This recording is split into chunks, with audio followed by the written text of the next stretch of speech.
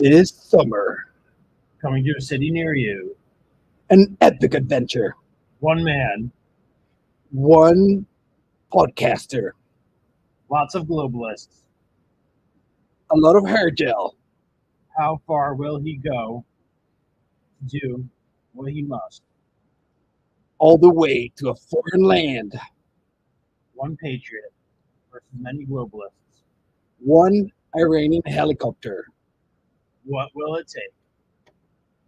Welcome to The Need to Know podcast. Need to Know podcast. All right, great bit. One Yes. for one on the intro bit. Not too shabby for winging it. What is up, everybody? Welcome to the Need to Know podcast. Here with my great buddy Humberto. I'm Brandon Aceto. Tonight, we're going to talk about, first and foremost, the blood that showed up at the RNC today. We're going to hypothesize what may have happened there. We're going to talk about good old Klaus Schwab stepping down from the WEF coming soon, and speculate on who his replacement might be, if this is a good situation or potentially a worse situation if a certain person takes his place. We're going to talk about a self-driving helicopter that, yes, so this summer, a self-driving helicopter coming from DARPA. Straight from What could DARPA. go wrong? And then the UN put their flag at half staff to honor the death of the Iranian president, which shouldn't come as a surprise because speaking of globalists, there's no bigger globalists than the UN. And especially we're going to talk about Nvidia's blowout earnings. I mean, just when you think you should short the stock, it triples earnings what was expected. So Diamond hands, boys. yes, I suppose so. All right, let's jump right into it. So what's your hypothesis on what happened today with this blood that showed up at the RNC? Was it adrenochrome? Was it a gift from the fiery AOC and Crockett?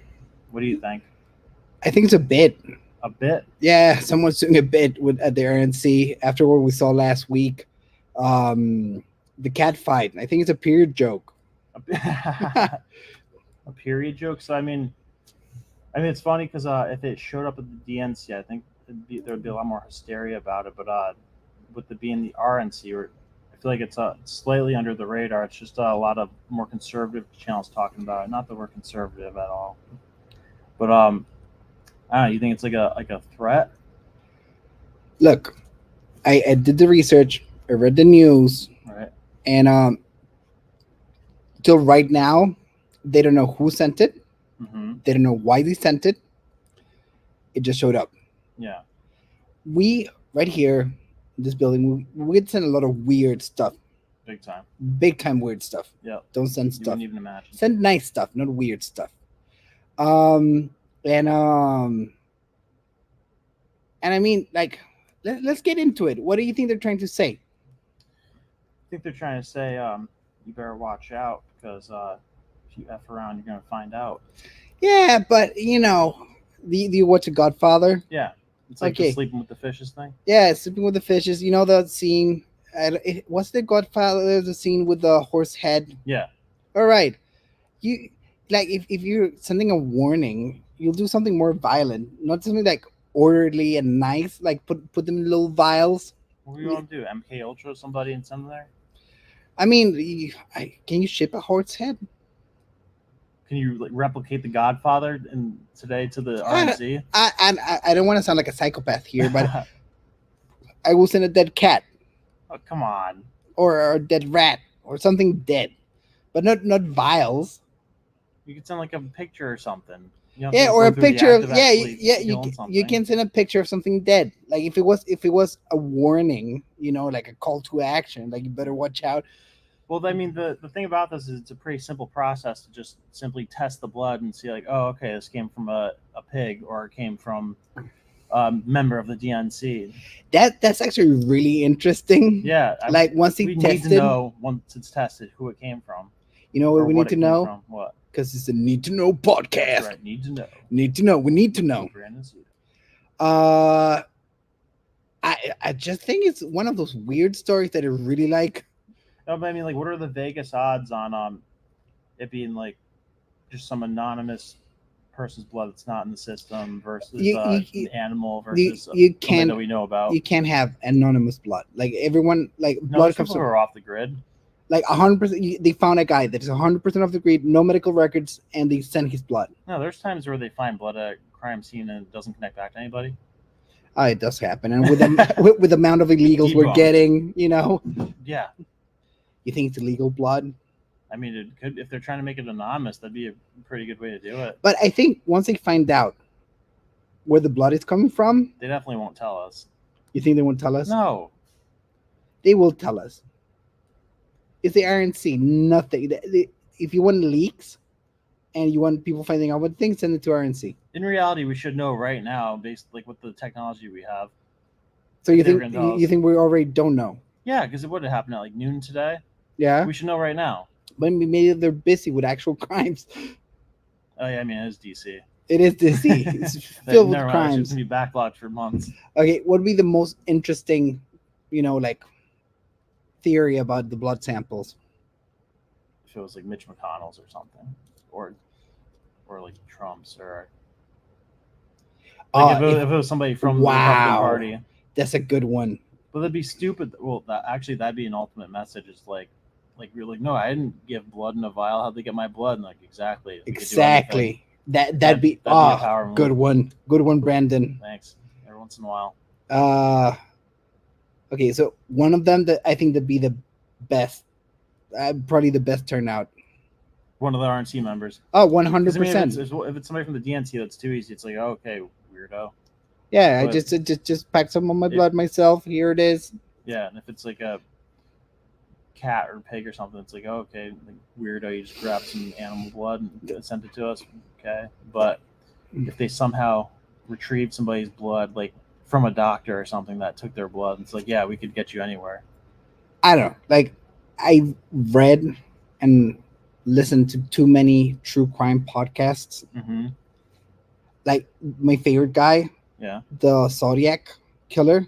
He's your favorite? Yeah, he's my favorite. Why? Because he has a mystery. Oh, because he never got caught. He never got caught. He was doing the letter thing, the And he cipher wasn't thing. greedy. You know, like a lot of people, they if they don't get caught, they can't help themselves but to keep going after. They will. He was super disciplined. That's why I always tell you guys at home, quit while you're ahead.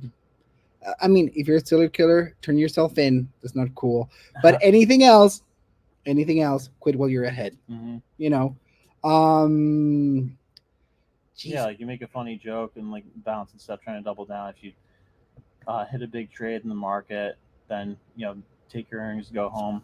And speaking of big trades, Nvidia today came out and said that it tripled what expected earnings were. So let's see real quick from the Wall Street Journal. I'm going to share this tab real quick. It says that Nvidia tripled what the expected earnings were and had $20 billion revenue earned.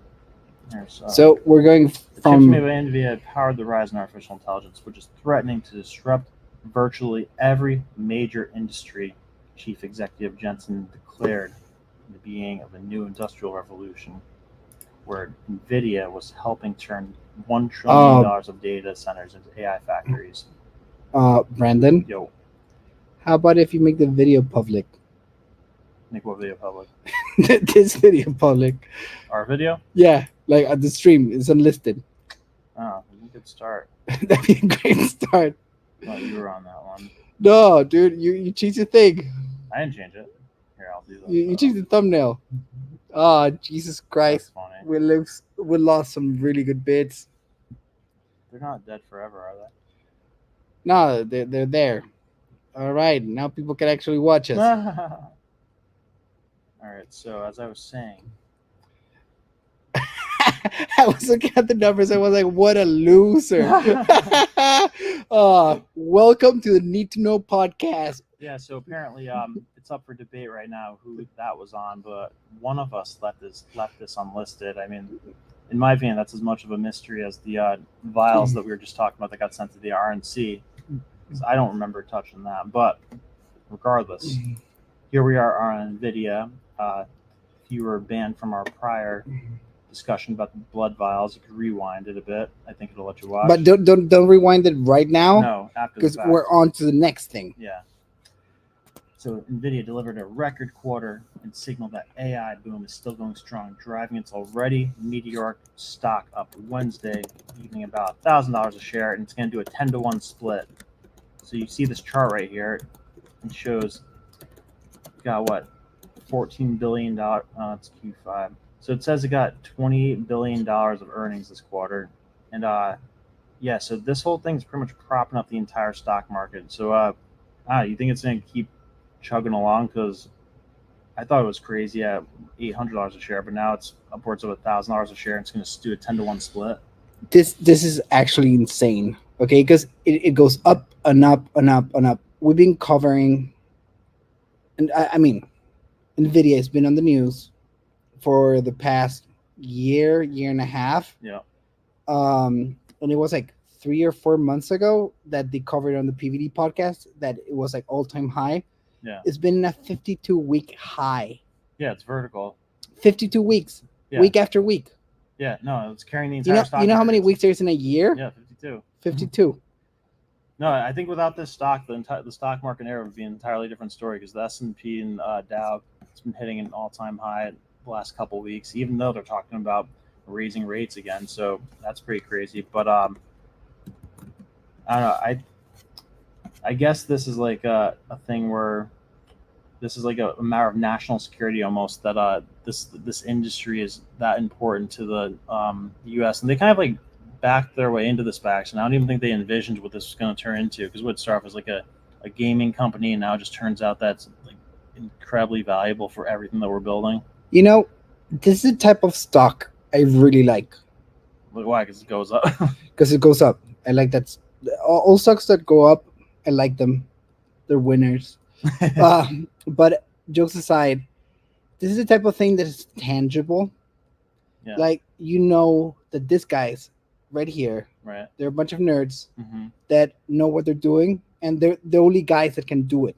Yeah. You know? Yeah. They have the only factories that can make this shit. Nobody's can catch up to them. Nobody can catch up to them. No. Like what? Like, you can't. I mean, if something happened to Nvidia, we'll go back in technology like what, a decade? Yeah. There's infinite demand for what they're doing. There's infinite demand of what they're doing. It's just getting bigger. So the only guys that know how to do it, that have the factories to do what they do, and you know, AI on the rise. Even my grandmother is doing AI right now. She knows things. You know, a lot of things. Well, this makes me think of the 100% tariff that Biden did on electric cars the other day, and he threw in a 50% tariff on semiconductors. But it's like, so for electric vehicles, they're all freaked out because China got ahead with that. They were investing in it before we were. You know, they subsidize more heavily. Their labor is cheaper than it is here, so they're able to make these cars for like $12,000 a pop, sell them for that price, and we're only able to sell them for like $50,000 a pop. And that's why they put the 100% tariff on it, like pretty much doubling the price it costs to buy an EV from China. Good. Yeah. Good. But I think it's like a somewhat opposite situation with this, because they're not even capable of making the semiconductors that we're capable of making. This is like black and white. Yeah. I love Elon. I love Elon Musk. I think he's a genius. Great guy. Freedom of speech. Everything. Whatever he's doing, I'm into it. Except electric cars. Because you know what? This product right here, you know, high-end graphic cards, you know, semiconductors, processors, and all those things. Yeah. They're just getting better, and there's more demand for it. And the technology is there. You can touch it. You can feel it. You know, the technology is there, and it's something that we're going to need. Electric cars, and it's a good product. Yeah. What? The product they're making is incredible. Yeah, it takes like 6 times the amount of resources that it takes to build a gas-powered car. No. I'm talking about the whatever. Tesla? No, whatever Nvidia does. Oh, okay. You sell electric cars. Yeah, and I'm getting. Let me cook. I'm getting there. Okay. Okay, it's incredible what they do. Yeah. Okay, like computers that get better every time. Right. You know, AI does more amazing things every time. Like it's on the up. Yeah. Electric vehicles, they never been good. No. And they will never be good. Yeah, no. They will never be good. They can be good. Like physics they're not on the side of electric vehicles. Well, it is, but the people who enable them to be perpetually powered get murdered. So That happens a lot. yeah. So for as long as we ban certain types of energy, electric cars won't be able to be sustainable. Because I mean, think about how ridiculous it is. Like I can't talk about this enough. The fact that we could have infinite energy, like powering anything in the world, but the government has murdered people that have created that technology. So how stupid is it that we're talking about like, oh, we need to build these charging stations across the entire country in order to have gas-powered cars, and you do a 3-hour charge and it lasts you 100 miles. That's the thing. It's ridiculous. We're getting held back by batteries. Batteries are trash. That we don't need. Well, we might not need them. We don't know. We might know. Someone might know. There's a lot of people that know, but they won't let us know. Yeah. But it's trash. The thing is, when it comes to energy, you have a thing called energy density. Like how much energy can you pack in a certain amount of volume and weight? Okay. Yeah. The energy density of batteries is very low. Yeah. You know how everyone can know? How? You don't have electric airplanes. Right. Yeah. No. No, it's not a joke. I'm being serious. The notion of an electric airplane is a joke. It is a joke. Yeah. Because batteries are heavier than the power output that they have. Mm-hmm. You know? Yeah. Gasoline, well, I think airplane fuel, it's the complete opposite. In very little space, very little weight, you get bang for your buck. Right. Yeah. So I don't think, unless they have like a radical change in whatever batteries are putting on those cars, and the charging time, like in order for a product to be in a stock in general, like because stocks are tied to products. Yeah. Ish. Yeah, revenue product, and forecasting. Mm-hmm. In order for a stock to do as well or better than Nvidia, that has endless supply, always improving their product, they need to be like a violent change in battery technology. Yeah. Think about how frustrating it must be for the government that Elon Musk is a thorn in their side right now, but he's also able to offer the cheapest version of electric vehicles right now, so they need him while they simultaneously hate what he's doing. You almost have to wonder if because he used to be a little bit liberal. I was going to say, you almost have to wonder if he strategically positioned himself that way, where he's providing exactly what they want. This obsession with electric vehicles, like, you think it's going to end well?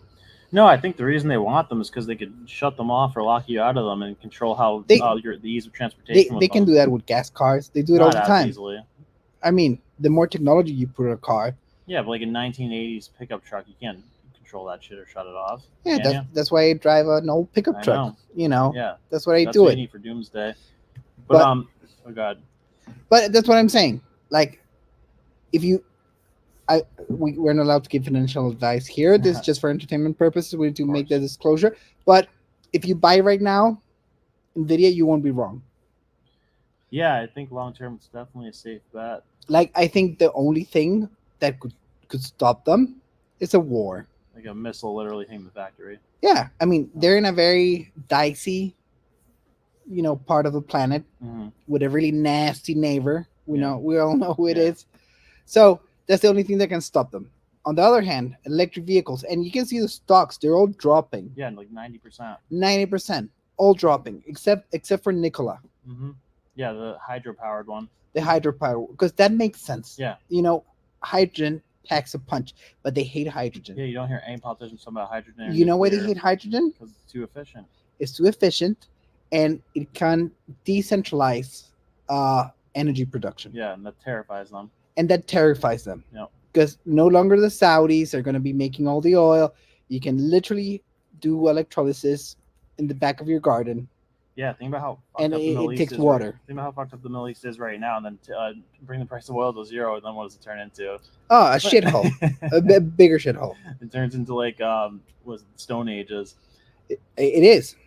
It's just ridiculous. Now, well, I don't think electric vehicles are a great long-term thing. I think the self-driving aspect of what Elon's doing is a great thing. And speaking of self-driving, it came out the other week that DARPA is working on a self-driving plane or excuse me, a self-driving electric helicopter, which we've got right here.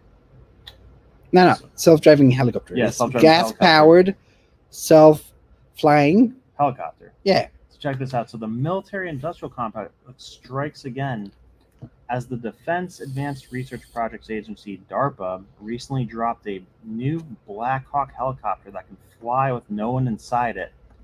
The Erie aircraft is equipped with new AI from Lockheed Martin, dubbed the Aircrew Labor and Cockpit Automation System, according to DARPA press release. It allowed the chopper to fly itself for 30 minutes during the flight test on February 5th. So, how could this go wrong? What are your thoughts on this? How can this not go wrong? Is that like I always wonder if there's never that guy in the rooms when they're doing these things. Yeah. Unbelievable. Like it says like hold up. Like I'm gonna get into helicopters in a little bit. Yeah. But helicopters are terrifying as it is with a human inside of them. Yeah. And now you want no one flying it? Get out of here. Get out of here. Like, would you get into like a self-driving helicopter? No, I wouldn't even get into a manned helicopter, as the Iranian prince. He knows very well. yeah, which we'll get to later. But any type of but this is the future of warfare, though. Eric Prince been talking about a lot that drones are incredibly dangerous and efficient compared to everything else, and that's the future of warfare. You could have think about the crazy stuff that a 10-year-old is able to do with the drone that he buys at the mall for $100. He could literally like fly a thing a mile away and spy in your house and gather intel and fly it back and like take the disc out, or even have it like streaming live while he's watching you. So what the hell does the military have if that like 10-year-olds have access to that? Okay, first of all, let's go down the chain of command. Yeah. If we know this about DARPA, yeah, they have 10 times better. Just to like start. Right. Like if we know about this, it's a drip. There's a drip. Yeah, and there's Like, an ocean of shit. There's an ocean shit we don't know about. The first thing, okay, they've been flying this for years. If we know about it, they've been flying it for years. Yeah. Second of all, imagine the things they can. Okay, right now in the Russian-Ukraine war, and we heard the interview with Tucker and Eric Prince. Right. Yeah, he was talking about this, and what you just said, like a 10-year-old kid with $100 drone can destroy a tank. Yeah. Yeah, they're literally running, like American super expensive weapons are not they're not good anymore. Yeah. Because a stupid kid with $1,000 drum, Stupid kid. yeah, I don't know, or a smart soldier, kid. maybe it's a really smart kid, with $1,000 drone strapped with enough explosives will disable a $200 million tank. Yeah. So what is it? Yeah, no. So that's the future of warfare. That's what it is. It's gonna be AI drone fleets that are self-driving and self-thinking. And he said they're gonna be used to they're gonna have facial recognition on them, so they could precisely target the person that it wants to attack. And I even heard that this is just I think either a rumor or some like niche. We like rumors here. Yeah, we do. Because it's a need to know podcast. Right, Brandon Cito. So there's these flies robots apparently that can like recognize your face, and they could fly up to you and crack your skull. Doesn't sound super far-fetched. It doesn't, cause velocity times mass equals force. So if something flies fast enough, it will kill you. Yeah, just made of Lockheed Martin steel. Lockheed Martin steel, like a. Yeah. But yeah, how scary is this? Because okay, being killed by a super fast mosquito drone is one thing. Okay, imagine a swarm of things. Well, did you ever see Black Mirror? Terrifying. Remember the episode with the bees where like they facially recognize you? Yeah. They, like burrow into people's ears to kill them? That's going on already. Yeah. Now. What a great way to assassinate people for the government. Now listen. Imagine big helicopter. Is it a Black Hawk? Yep, it sure is. Okay, there's a Black Hawk. Yeah. We know the Black Hawk. We love the Black Hawk. Yep. Great helicopter. That carries 6.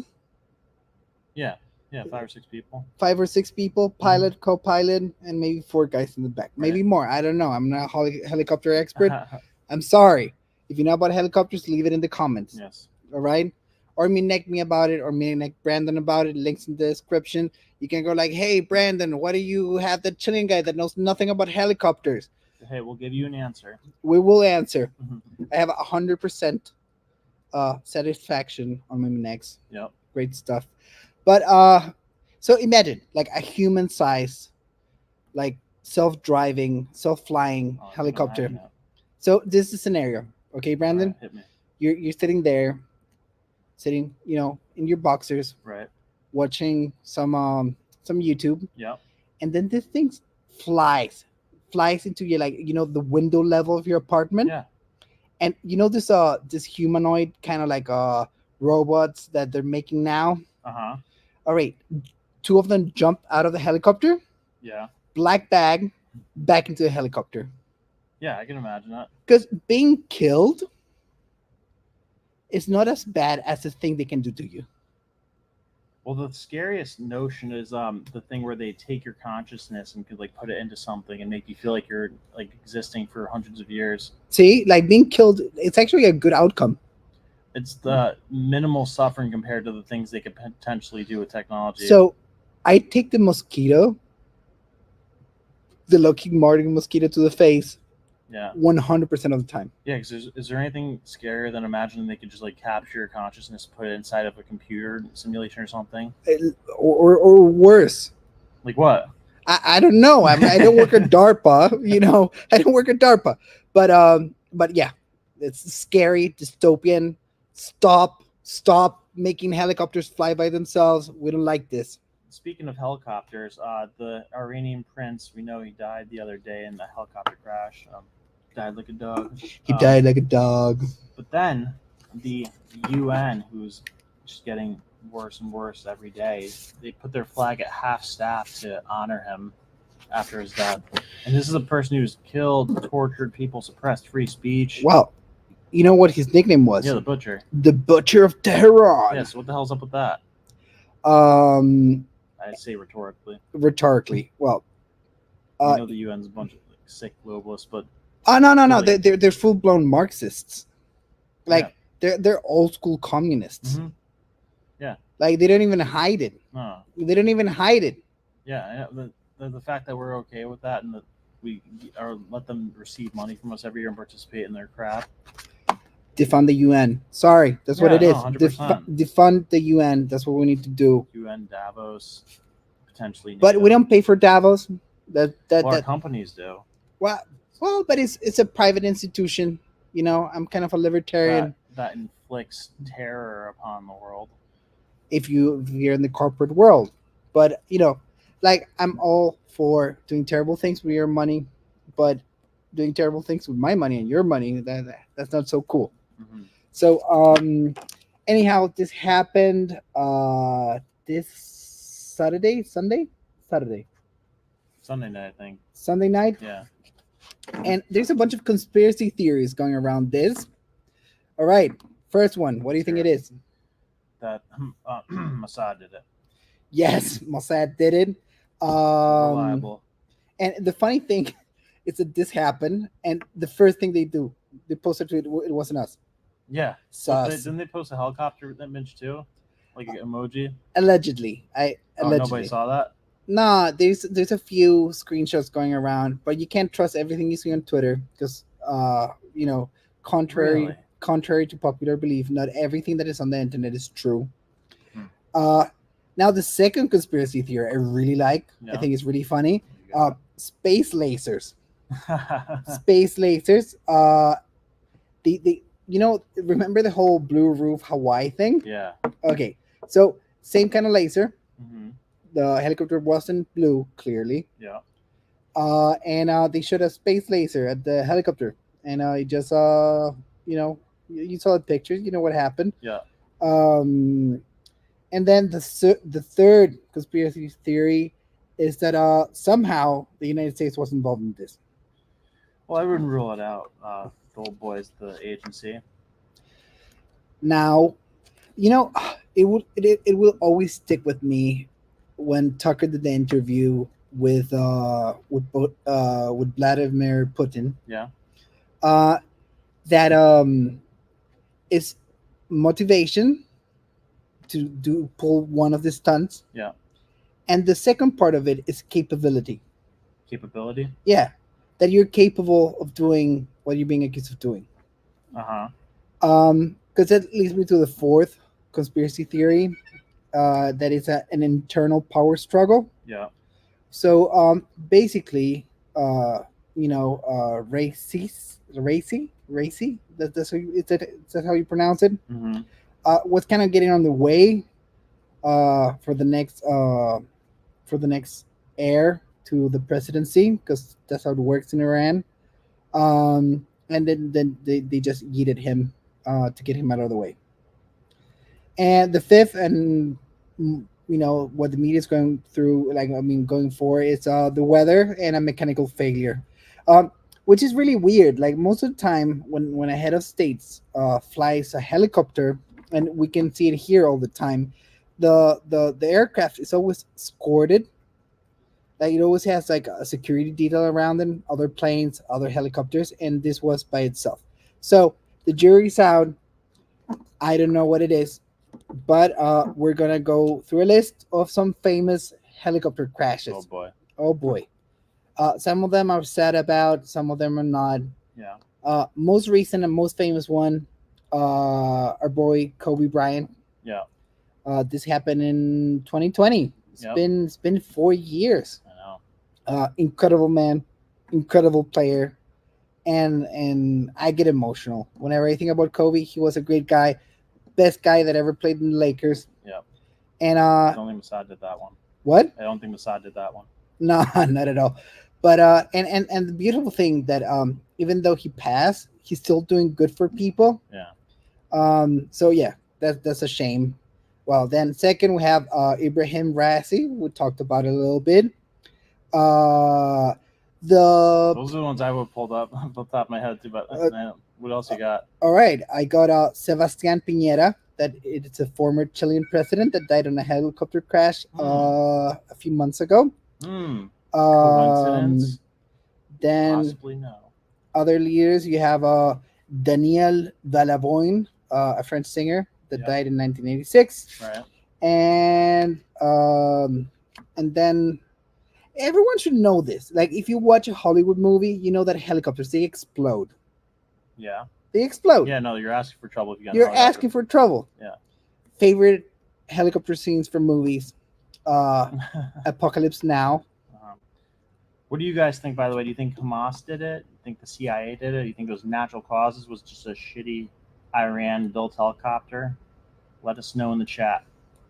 And let us know what's your favorite helicopter crash in the movie. We need all the help we could get due to the fact that we started the first 10 minutes of this unlisted, potentially Humberto's fault, potentially my fault. We're going to do an investigation after. The jury's allowed. Yes, so we have to look into that. But for the 9 of you that are in this chat right now, let us know what you think. 900 of you that are in this chat. 900 in a month. That's what we're going for. That's what we're going for. Yep.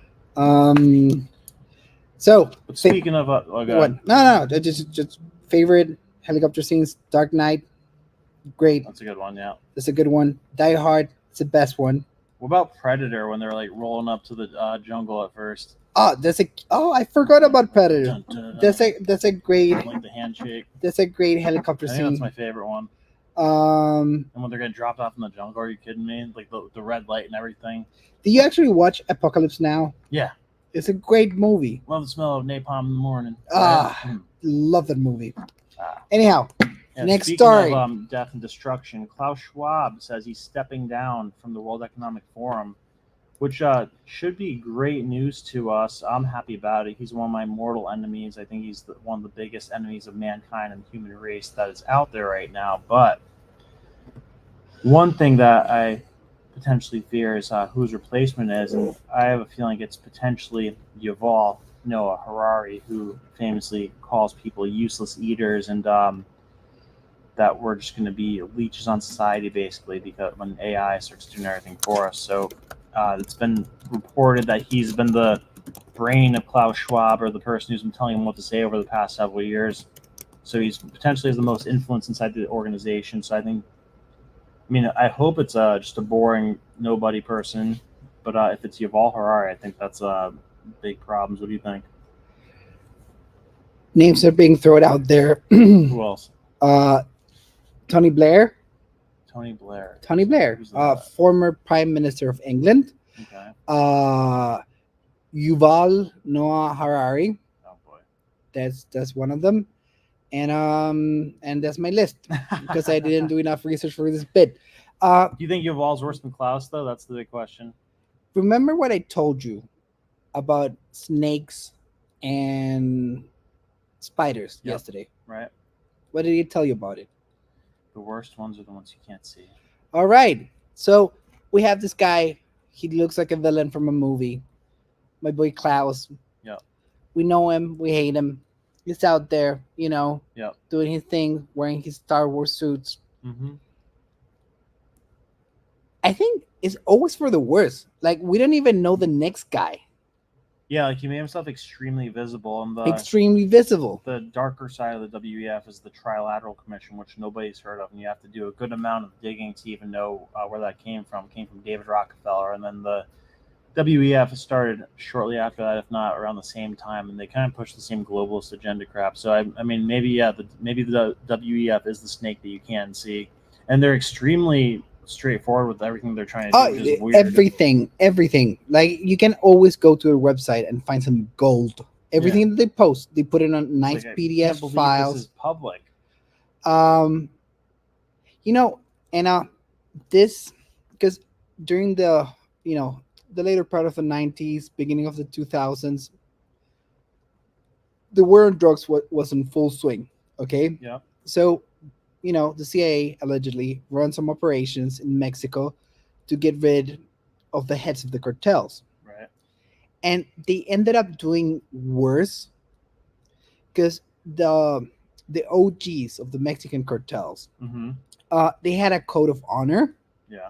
Like not killing tourists, not decapitating people on Sundays, taking your shoes off when you're going to assassinate a guy. Right. They had the rules. Yeah. I don't know what the rules are. I'm making it up.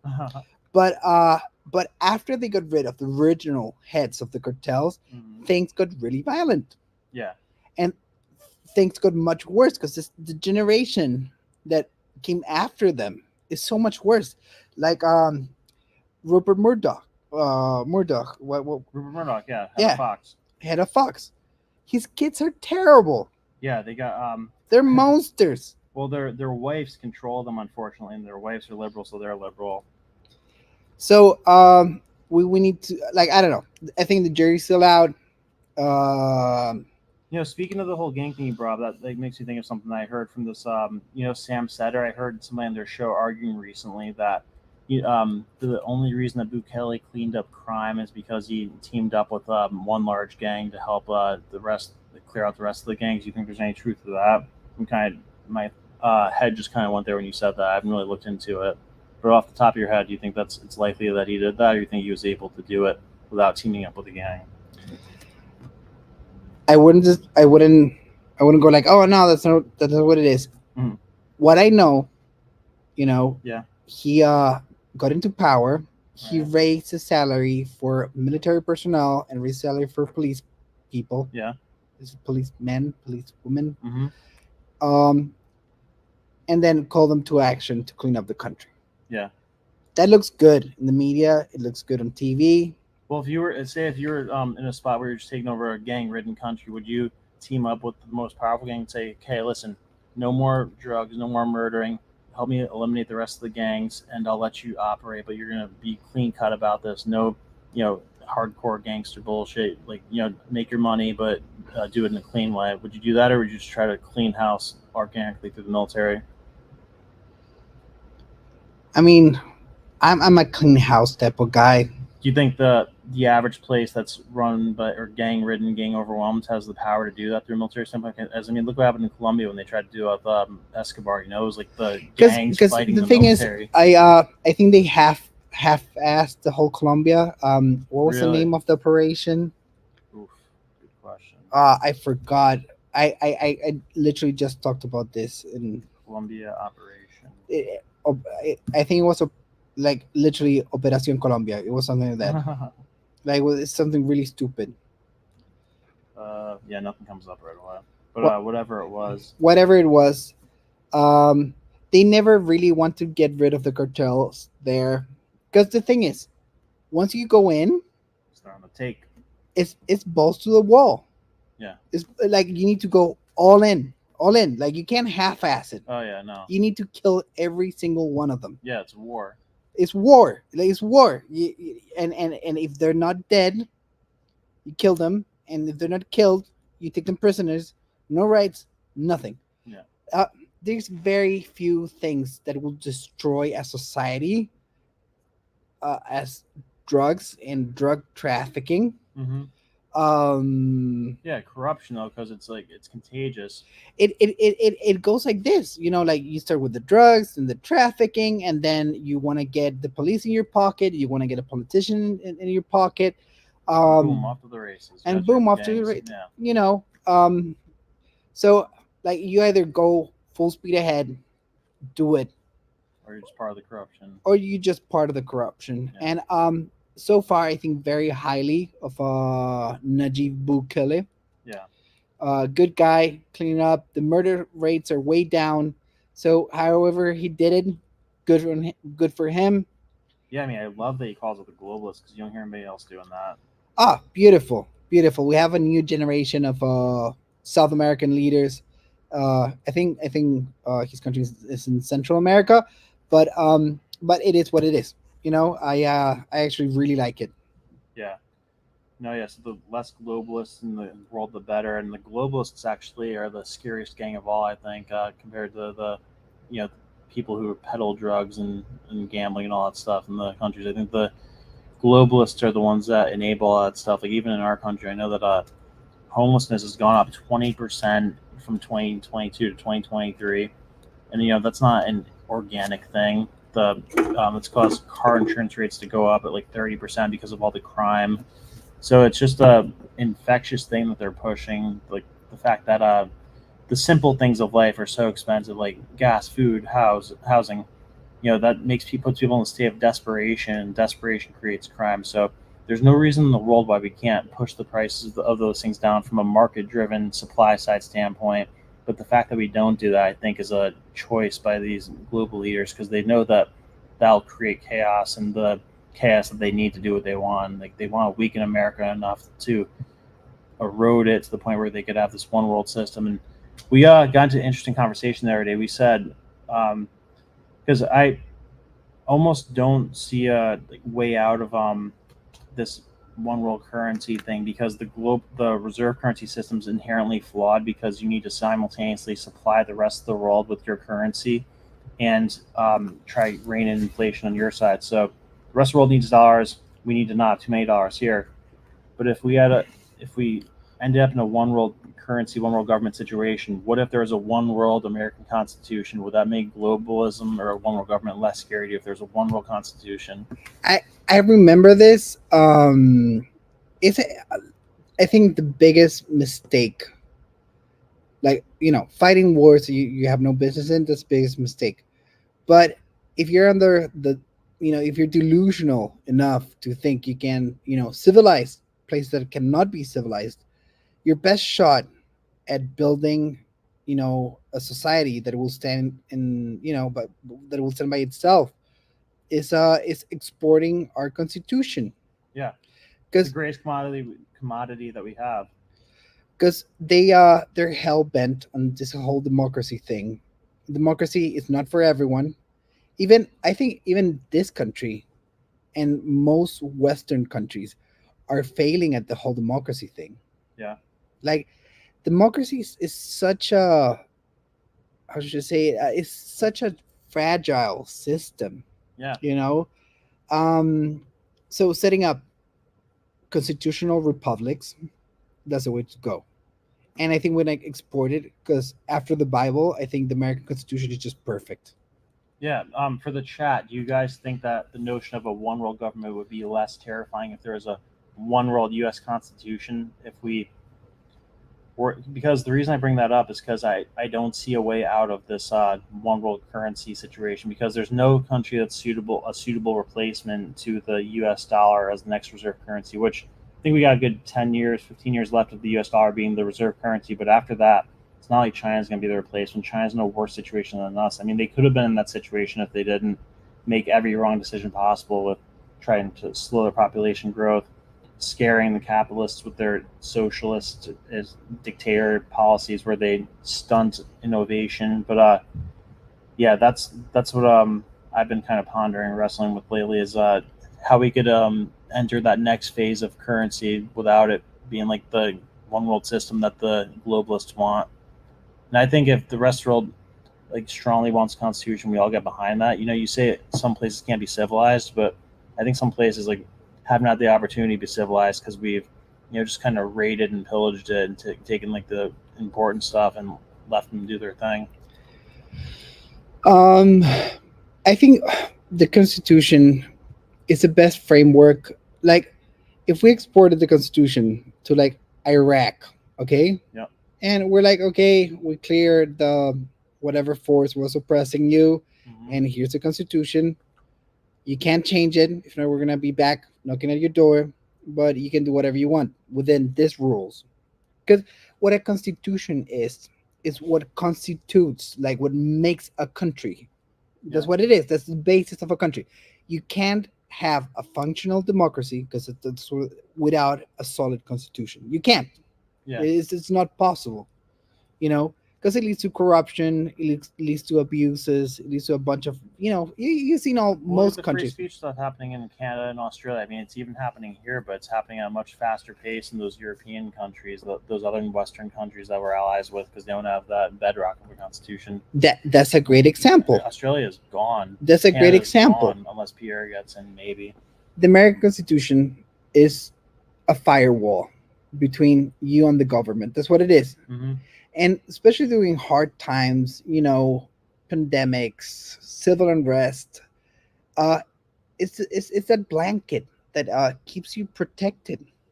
And why is it that some people don't see that, or like they're able? I mean, I guess I say that rhetorically because we see how easy it is to somewhat brainwash people. They try to ease you into saying like, oh, it's a living, breathing document that needs to be susceptible to change.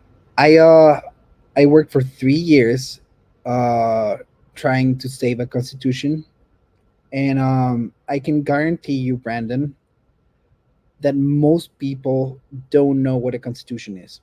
Yeah, or what it does for them, or what it does like for the them. fact that you could say stupid shit on the internet and call Trump or Biden whatever names you want to call them. But like the people that hate Trump and call him every name under the sun are the same people who say that the Constitution should be a living, breathing document and should be susceptible to change, but they have no idea what kind of terror that could bring in. And then those are the same people who say that, oh, we should have stricter gun laws and we don't need ARs, we don't need certain types of weapons. Like, look at what the military has. Like, what if our military, we ever got a situation where our military was trying to suppress what we were saying and all we had is small pistols to fight back with? As we do. Yeah, but like, I love the fact that there's like 100-something million guns in the U.S. and that the private citizen the citizens of the U.S. is the real strongest army in the world. Because I think mano y mano, the army is scared of the U.S. armed population, as they should be. Yeah, it's 1 million people, maybe 2 million, including reserves. A lot of them, what have you seen today, like trannies and stuff joining the military, unfortunately. But I don't think that necessarily be an easy fight if they try to take or violate our rights in a serious way. Well, I mean, this happened at the beginning of the First World War. Yeah, Wilson. When everyone went there with muskets. Which, by the way, I'm going to be doing a special deep dive on Woodrow Wilson probably in a week or two. I'm going to start doing that as somebody who aims to be a future president. I'm going to start doing deep dives on former presidents because not only does nobody do it well, but I think it's something that both I need and the people need right now. Just because we found out the other day, like you're saying, people, like, we straight up had our First Amendment rights suppressed under Woodrow Wilson. Yes. And we did for years. Like, I think very similar to 2020. I think that came to law in right before World War One. No, right. Yeah, it was like right, 17. Right. Like when we were joining it, you couldn't say stuff about that. Yeah. Right before joining, and I think they got rid of of most of it. Like they still haven't gotten rid of the Espionage Act till this Yeah, day. they just changed it. They a just bit. amended it, so it's still in place. Yeah. And that's gonna be a great video. Brandon and I were both big. Are we president nerds?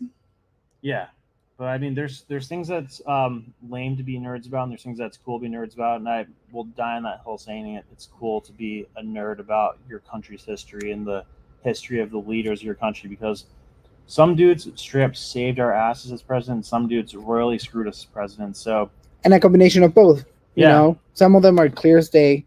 Some of them, the jury's still out. some made you think that they were on your side while they were screwing you. Some you thought they were screwing you while they were on your side.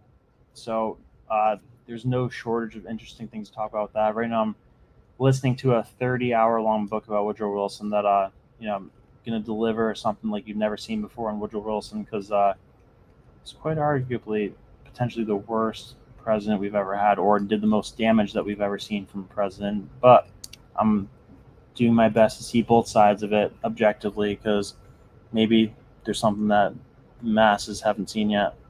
Like because we did a little bit of research on Wilson, Yeah.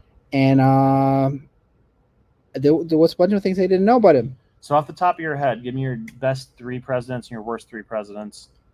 This is easy for me. Best. Yeah. I feel like I know what you're going to say, but go for it. Uh-huh. I know what you're going to say, but go for it. All right, 45. Number 1? No. 45 be number 3. Okay. Then my boy Ronald Reagan. Mm-hmm. And who else? So many to pick from. Like, can we leave the first 10 presidents out? Because, I mean... No. But, like, founding fathers, they're in a different level. Okay. Because then it's an easy pick. Yeah, Washington has to be number 1. Yeah, it has to be number 1. Like, no contest. Yeah. The king of America. I'm sorry. Yeah. No contest. He's the best human ever. Yeah. So Washington, it will make every list not interesting. Okay. All right, so your top 3 excluding Washington. Excluding Washington? Yeah, lock him in as number 1. Who's your next 3 after that? Andrew Jackson. Wow, respect. Yeah. Yeah, he's a badass. He just a certified badass. We live in this. We have the state because of him, Florida. Yeah, I know. He bought this place. Well, bought is putting it loosely. Well, he bought it. He conquered it. Great piece of land. We love it. It's free here. Nice weather. Well done. All right, worst 3. Worst 3? Yeah. I'm gonna go mainstream. I think Carter, Wilson, and 46. Yeah, you took the easy road out. Yeah, it is what it is.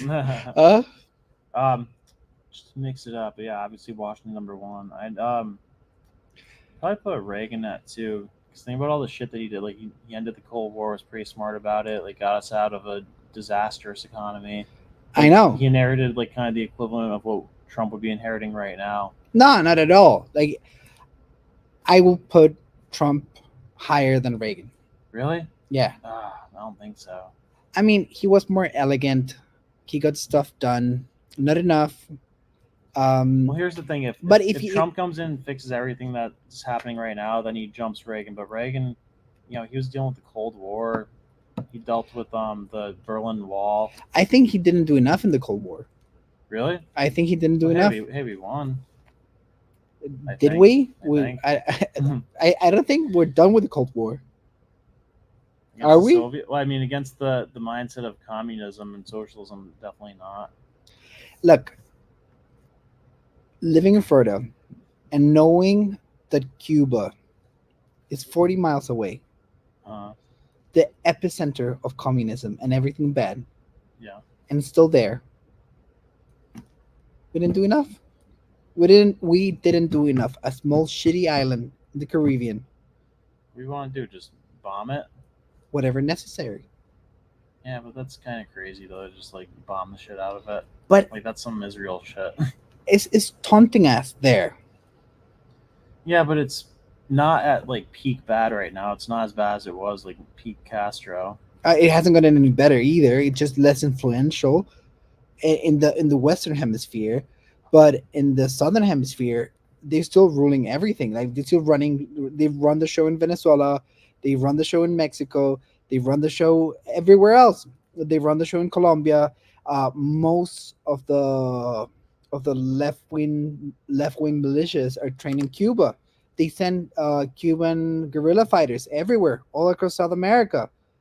They get funded by Brazil. They get funded by Venezuela. Like they're terrible. The planet would be such a much better place if we got rid of the Cuban regime right now. Like I can guarantee you that we wouldn't have the migration problem that we have right now if Cuba wasn't there. Like I can sign it right now. Hmm. Yeah, so I mean, it's interesting that we have done so many coups that were successful and couldn't do a coup for Cuba. And I almost wonder. It's interesting timing that right before JFK became president, Castro overthrew the government in Cuba. Weird, right? And I was going to put JFK as one of those top ones because they screwed him so badly when he got into office. Like they tricked him into doing the Bay of Pigs invasion, and then they made it look like it was his fault. And then everybody was telling him to declare nuclear war when the Cuban Missile Crisis was going on. But he held strong against like the pressure of his entire cabinet. So he's. How do you feel about Nixon? Nixon was actually a really good president. That's your take on Nixon. No, he was super smart. So he integrated us with China, which I mean at the time it was a good move. Clinton was kind of the one who put China in a position where they were disproportionately strong compared to what they should be. Everybody shits on Nixon for the whole gold standard thing, but that was a necessary thing at the time because we good? Yeah, we're good. We're good now. Yeah, so everybody shits on Nixon for that gold standard thing, but that was a necessary thing at the time because we priced gold at $35 an ounce, but everybody around the world knew that wasn't the actual price of gold because we, we're deficit spending like crazy. So they're like, oh, okay, you're gonna fake the price of gold? Yeah, we'll take our gold back. And after that, he's like, oh, okay, yeah, we're gonna get our gold reserves drained if we don't change the convertibility. So that was a necessary evil and it had detrimental consequences. But he set up a few things with Kissinger that helped us kind of alleviate that. But we haven't put our money to good use. Like we've deficit spent too much compared to what we should, and we haven't like invested it well to where we're actually getting a return on investment. Because if you're going to deficit spend, at least make it into something that's worthwhile. That's going to actually, lower the cost of living for people. This baffles me. What? Okay. If you have a brother or sister, dad, mom, whatever, okay? Okay. Your dad cannot take out a loan in your name. He can't. Uh-huh. Your own blood, your dad, your father, even your mother. Your mother can walk into a bank and go like, hey, can I have a $10,000? Yeah. For Brandon, Yep. Your own mother, the person that brought you into existence, can take a loan out in your name. Yep. And we're letting people that we don't know, we never met, take out loans just nilly-willy. What's the national debt right now? 34 trillion. 34 trillion. So here, let me share this real quick. So this is the thing that screws everything up. So Triffin's dilemma, he says the dollar could not survive as the world's reserve currency without requiring the U.S. to run ever-growing deficits. A popular reserve currency lifts its exchange rate, which hurts the currency issuing countries' exports, leading to trade deficit. The country that issues the reserve currency must balance its interests with the responsibility to make monetary decisions that benefits other countries, hence making sure they have an adequate amount of dollars. Another reserve currency replacing dollar would increase borrowing costs, which would impact the U.S.'s ability to repay its debt. A new monetary system could potentially help other countries maintain a reserve currency status. So then this thing gets into the whole IMF, SPR thing that they have. But that's why it's such a difficult thing. And when people complain about the deficit, I don't think Congress knows that that's the situation. I think they just, deficit spend just a deficit spend. But anytime that we've reduced deficit spending, the rest of the world kind of like shrivels up and breaks. And then we end up having to, flood them with money anyway. Like in 2008, a big part of it was money shriveling up in Europe, and then that caused the effect on our side of things, and we had to create these swap lines where we sent dollars to Europe. Look, I agree. Like it's more complicated than people make it. It is way more complicated, and I think it could be working reasonably well if we didn't spend our money. Like, freaking truck driver that just got paid. What are we talking? You know how much a Tomahawk missile, like a cruise missile, is? It's disgusting. I hate how wasteful our military and industrial contract spending is. They're $2 million each. Yeah. Every time someone gets angry and drops one of those, $2 million. Yeah. Boom. Light on Boom. fire. Boom. But imagine what we like. So and then we've all heard the stories of like a hammer costing $10,000, and when you're talking about government budgets, because they need to spend the money, so they make sure their budget's higher the next time around. So like shit like that pisses me off to no end. But the thing is, as money, like how much debt they can acquire is infinite. Yeah. They keep on doing it. Who's that? The U.S.? Yeah. Well, yeah, because there's unlimited demand for U.S. treasuries. Because we're gonna there's a price to pay to be, the world's currency. There's a price to pay for it. Yeah. Like anyone that tells you differently, they don't know anything. It's like with great power comes great responsibility. Yeah, there's a price to pay because you always need to be increasing the money supply. Right. You need to take on debt. You need to print money and export it. Mm-hmm. You need to create money and export it. Yeah. That will definitely. But if you keep it under control with a controlled spending and a balanced budget, it's manageable. Yeah. Like there's no there's not a single explanation other than them overspending, like grossly overspending. And on wasteful shit too. Like that's the worst part of it. Like if you're gonna deficit spend to that degree, at least put it towards infrastructure, put it towards education, put it towards better energy sources that are more efficient for us, but like why is that all of our infrastructure falling apart? Why do we have one of the worst education systems? Like at least if we're going to spend this amount of money, put it towards something that we're proud of. But that's spending, but if we have to spend because of the mechanics of the system, put it towards something good. It's like, but overspending is sending $80 million to Pakistan to fund gender education. Yep. That's exactly what I mean. That's what I mean. That should be that's what I mean. Like schools to like have an armed guard there all the time to make sure the kids are safe. For example, but plus we don't need all those things. We will want those things. We don't even want those things. They just spend money because they need to spend the money. Yeah. That's what it is. I've got a trill in my pocket. Burning a hole. I think it's disgusting. We should not be at $32 trillion. I read somewhere that if you stack 32 trillion pennies, it will make it all the way to Pluto. Mm-hmm. That isn't even a planet anymore. Okay? And $1 trillion touches the moon. On $1 bills, right? Yeah.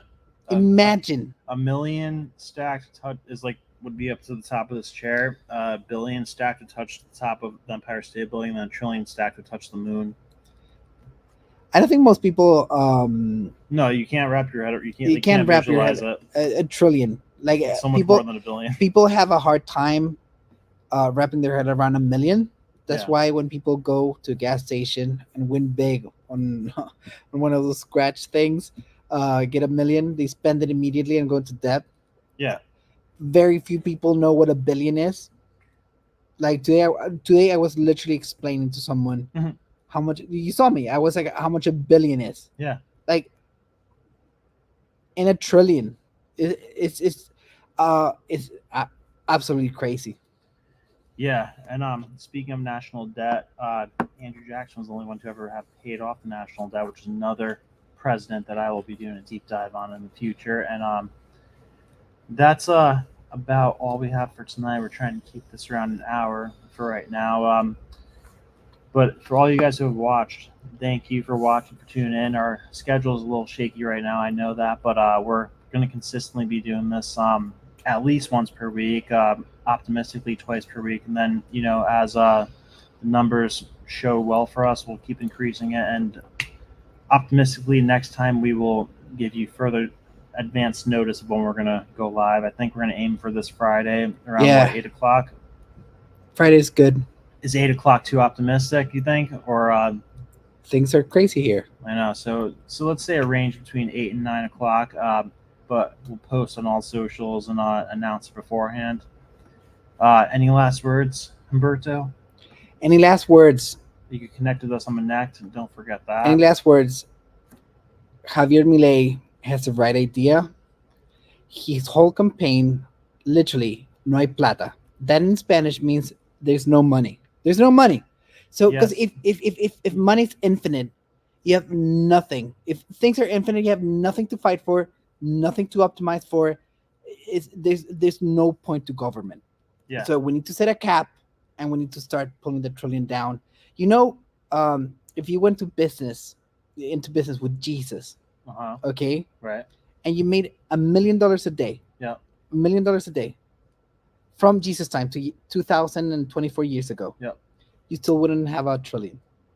Really? Yeah. Wow, that's insane. It is insane. It is insane. But $1 trillion is just 11 keystrokes for us. And that's how we treat it. But we're in a little bit of a different situation than Malay because of being the reserve currency. So I like what he was doing. He balanced the budget. They had their But that's a spirit, Brandon. That's a spirit. There's no money for this. Hey, what do you want? I want to do gender dance lessons in Malaysia. Afuera. Yeah. It's done. No, gone. It's done. See you later. Hey, I want to kill these people in this country that nobody can pronounce. Okay, what are you killing them with? Tomahawk missiles? No, you get the old ones. Yeah. You get the old ones. The $10,000 ones, they kill just the same. Yeah, get some drones from Walmart. Get some drones from Walmart. And that's it. Let's stop spending. Let's start making. And thank you for having me, Brandon. I always have a good time. I think this was a good show. Yeah, we're getting there. And if you guys rewind to the first part, you're going to love the show. Yeah, we found out 10 minutes through that the link was unlisted. We're going to do an investigation as to whose fault that was. That part's still up in the air. We talked about who sent the blood to the RNC, so you could hear our theories about that. And love all you guys. Thanks for watching, and we'll see you on Friday. God bless.